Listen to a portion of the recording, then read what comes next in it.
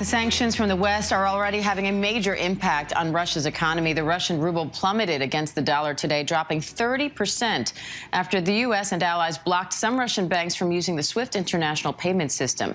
ABC News foreign correspondent James Longman is live in Moscow with more on this. James, what kind of an impact is Russia seeing so far, and what's the latest response from the Kremlin? Well, Diane, the Kremlin is certainly trying to put a brave face on things. There was a meeting today at the central bank, where there were a number of announcements about how they were going to try to deal with these sanctions. It's obviously hit the ruble extensively, so people are worried about their incomes. People at this time of day are actually technically earning a lot less, 20–30% less than they were when they woke up this morning. That's how badly the economy has been hit here. They are saying that people's mortgages are going to be protected, so that's one thing that people are kind of happier about now. They haven't put a limit on what you can withdraw, and as soon as they do that, I think that might send a shock. The government telling you how much money you're actually allowed to withdraw is a fairly bad sign.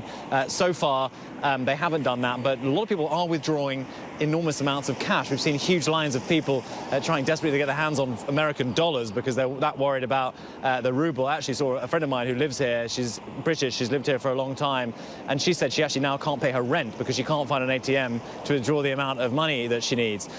So far, the Kremlin is kind of saying things are fine. These are the sanctions that we expected from the West.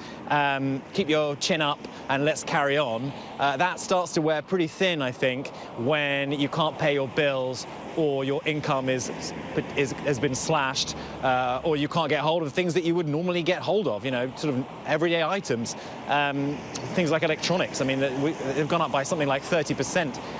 People actually were panic buying things like televisions and laptops and smartphones because they hold their value, and in fact they rocket in value during these sorts of situations. Back in 2014, that's what people did when Russia was last sanctioned in this way, although not as seriously when it invaded Crimea. There was a number of sanctions put on this country, and people went out and bought televisions because they knew that their value would increase over time. That's what people have been doing this time, and as a result, retailers have put a limit on that. So signs of shock, but not panic, I would say. Dan? And what about the Russian people, James? How are they reacting? It's kind of strange, Diane. It's kind of almost with indifference. People here in Moscow, they obviously know something is deeply wrong. I mean, there's an enormous police presence. There's a police presence here anyway, but the kind of number of riot police you see around the place, the armored vehicles moving around, sirens, the number of barricades around the Kremlin, there's a sense that something is up. But Muscovites have kind of put their head in the sand a little bit, a lot of them, and just don't really want to think about how scary this situation is. And one probably, you know, you sort of sympathise with that to a certain extent. In a funny way, Vladimir Putin has spent the last 20 years scaring all of us, but he spent this week scaring his own people.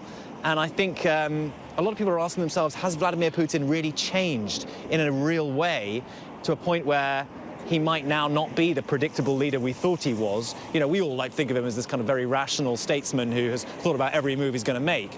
But if he is going to unleash hell on Ukraine, if he's really talking about nuclear deterrence being put on high alert, people in Russia are kind of thinking, hang on a minute, is this the Putin that we know?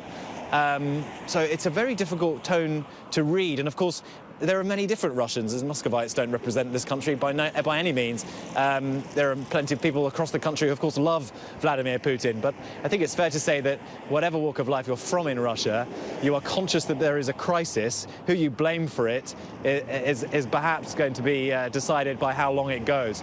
But for the moment, it's a strange place to be, I've got to be honest, Diane, here in Moscow. All right, James Longman, stay safe, friend. Thank you.